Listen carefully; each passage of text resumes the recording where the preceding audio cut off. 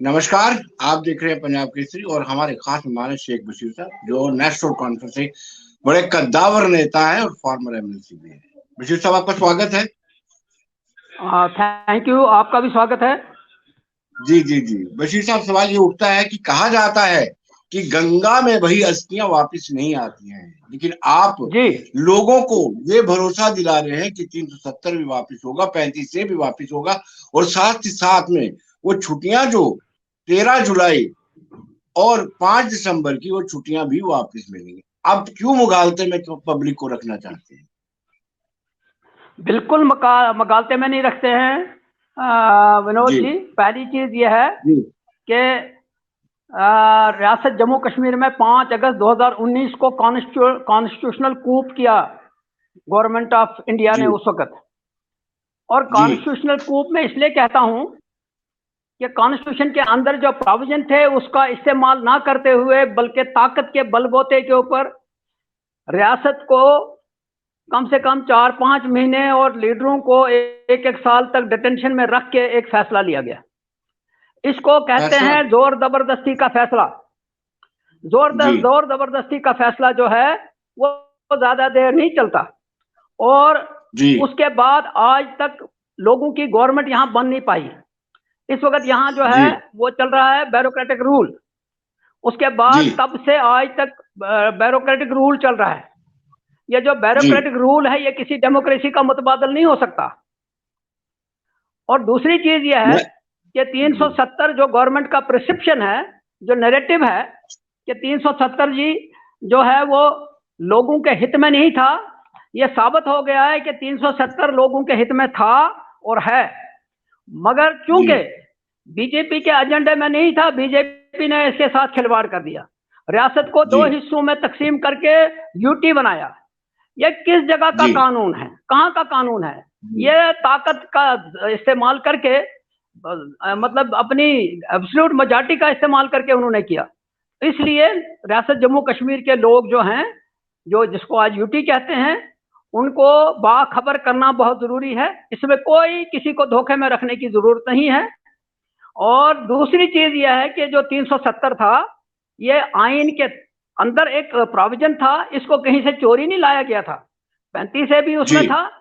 और इससे जम्मू कश्मीर के लोगों के अंदर ये जो बीजेपी का नैरेटिव है कि यहाँ इसलिए नहीं कुछ हो पाया कि 370 था, आज 4 साल हो गए हैं तो हमें बीजेपी बताए कि वो क्या करने जा रहे हैं और क्या किया जी उन्होंने 3-4 वर्षों में। क्या चीज है जम्मू कश्मीर में, जी कौन सी ऐसी नई चीज हुई जिसमें नौजवानों को फायदा हुआ, जिसमें जमींदारों को फायदा हुआ, जिसमें ट्रेडर्स को फायदा हुआ, या जिसमें जी।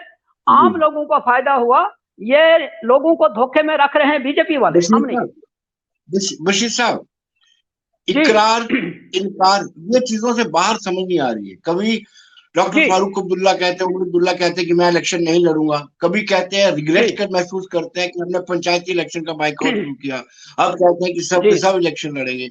क्या मतलब, आप जी खुद भी क्लियर नहीं है, कंफ्यूज है? नो, बिल्कुल कंफ्यूज नहीं है।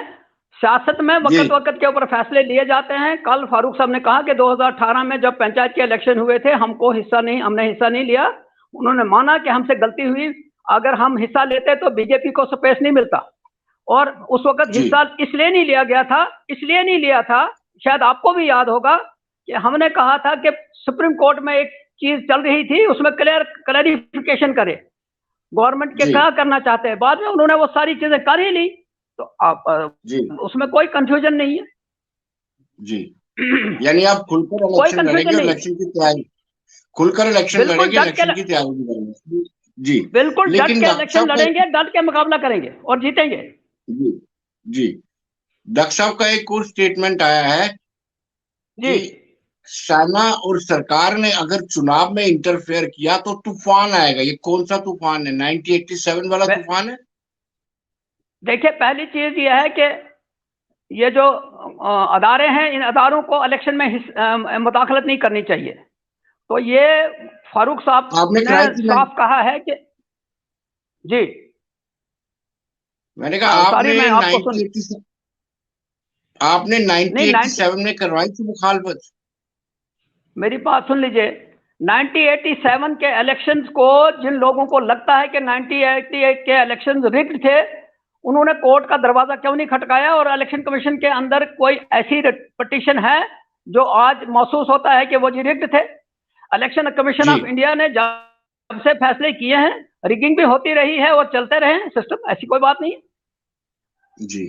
लेकिन अब 5 दिसंबर और 13 100% विनोद जी, 100% कोई भी चीज ठीक नहीं होती। 100% फुल प्रूफ सिस्टम नहीं है। ये जो मशीन है इनके ऊपर भी डाउट किया जा रहा है, लेकिन फिर भी लोग वोट डालते हैं, जाते हैं। आपने फिर 5 दिसंबर की छुट्टी मांगी है, 13 जुलाई की छुट्टी मांगी है, जबकि देखिए 5 दिसंबर की, विनोद जी पहली चीज ये है कि इलेक्टेड गवर्नमेंट ने फैसला लिया। इलेक्टेड गवर्नमेंट जब फैसला करती है, लोगों के रिप्रेजेंटेटिव जब फैसला करते हैं, उनको ब्यूरोक्रेटिक सेटअप को हटाने का कोई इख्तियार नहीं होता। इन्होंने ये ताकत के बलबूते पे किया है, और हमने कहा है कि अगर हम दोबारा इसमें आते हैं तो हम बहाल करेंगे, ऐसी बात नहीं। अगर हम दोबारा पावर में आते हैं, अगर लोगों का मैंडेट मिलता है तो हम बहाल करेंगे जी। और दूसरी चीज ये है कि ये पहले ये मुझे बताइए, इनको छुट्टी करने से क्या मिला? छुट्टी हटाने से क्या मिला? क्या चीज हुई ऐसी? जी जी। इसलिए हम चाहते हैं कि आप अपने हिसाब से चीजों का आकलन करते हैं। आप 13 जुलाई को शहीदी दिवस भी मना लेते हैं, और दूसरी ओर महाराजा हरि सिंह के कसीदे भी पढ़ते हैं। जनाब महाराजा हरि सिंह ने स्टेट सब्जेक्ट दिया, उसका कोई मुकाबला ही नहीं था।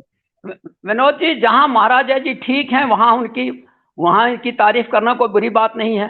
जहां महाराजा जी ने, क्योंकि महाराजा जी के जमाने में कश्मीर के अंदर एक मूवमेंट चली, उसमें उस मूवमेंट में कहा गया कि लोगों को वोट देने का हक मिले, लोगों को जागीरदारी सिस्टम से निजात मिले, लोगों को कर्जे से माफी मिले। वो तो नेशनल कॉन्फ्रेंस ने कामयाबी से कर लिया। और उसके बाद ये जो 13 जुलाई था, जो छुट्टी थी, वो उन शहीदों की याद में थी, उन्होंने खत्म की, कोई बात नहीं। वक्त आएगा तो जब गवर्नमेंट बनेगी तो बहाल हो सकती।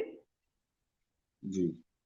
आपने ये भी कहा है कि एनएचपीसी के जितने भी पावर प्रोजेक्ट है वो स्टेट के हैंडओवर कर दिए जाए, जबकि स्टेट वाटर यूजेज चार्जेस लेती है, पानी का इस्तेमाल करने के चार्जेस लेती है। और किस आधार पर आप ये डिमांड कर सकते हैं? विनोद जी बात यह है, इंडस वाटर ट्रीटी के साथ के वजह से, इंडस वाटर ट्रीटी की वजह से सबसे ज्यादा नुकसान जम्मू कश्मीर को हुआ। जम्मू कश्मीर के अंदर जो बिजली पैदा हो सकती थी वो नहीं हो पाई। और दूसरी चीज है कि जम्मू कश्मीर में बिजली पैदा होती है, जम्मू कश्मीर ही बिजली के लिए तरस रहा है। यह भी बदकिस्मती की बात है। और दूसरा यह है कि ये अगर जम्मू कश्मीर में ये कहते हैं एहसान किया, तो इसका मतलब है कि हम जम्मू कश्मीर जो है हिंदुस्तान का हिस्सा नहीं है। तो अगर ऐसा है तो ये जो प्रोजेक्ट्स हैं, ये जम्मू कश्मीर का एक यहाँ से ही सारा सिस्टम निकल रहा है, और अगर जम्मू कश्मीर के लोगों को इससे फायदा होता है तो क्या बुरी बात है? जी। लेकिन आप जे.एंड.के गवर्नमेंट जो है एनएचपीसी से जो पानी इस्तेमाल करता है, एनएचपीसी उसके वाटर यूजेज चार्जेस लेती है, आप उनसे पैसे भी लेते हो पावर प्रोजेक्ट पे आपको देते हैं। वाटर यूजेज, देखिए जी, वाटर यूजेज का जो चार्जेस आप बात कर रहे हैं, ये बेसिकली मनमानी की जा रही है। कितना वाटर यूजेज चार्जेस मिलते हैं, कितना हो रहा है, मैं आपको सिंपल सी बात बताता हूं। आज इन्होंने, ये जो एलजी एडमिनिस्ट्रेशन है, उन्होंने ये किया कि उन्होंने माइनिंग के जो सारे सोर्सेज थे वो आउटसोर्स कर दिए, और आम आदमी को एक बजरी की ट्राली जो है वो 500 रुपए मिलती थी, आप 25,000 में मिलती है। रेत का जो ट्रैक्टर की ट्राली थी वो 150 रुपए की मिलती थी, आप 20,000 की मिलती है। तो मुझे ये बताइए कि इस चीज से करने से आम आदमी को नुकसान हुआ क्या फायदा हुआ? और दूसरी चीज यह है कि पैसा कमाना ही सब कुछ नहीं होता है।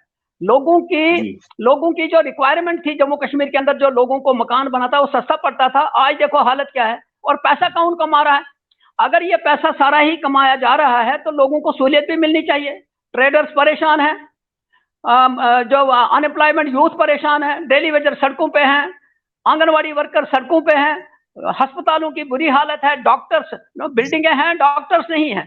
तो सारी चीजें जो हैं ये कर नहीं पा रहे हैं। और दूसरी तरफ से ये लोगों के ऊपर टैक्स से टैक्स वसूल करते जा रहे हैं।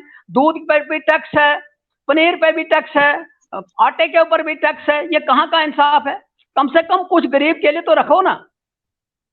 जी, लेकिन बशीर साहब, आखिरी सवाल आपसे पूछना चाहूंगा, जी जी आप जी जी।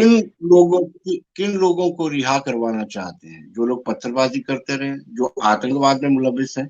आपने कहा कि जो इस यूटी से बाहर जेलों में बंद है उनको रिहा किया जाए। विनोद जी, ऐसा है मुल्क का जी कानून जो है, अगर किसी को जी जेल में रखता है, अगर जी वो आतंकवादी है, उसकी कोई सपोर्ट नहीं है।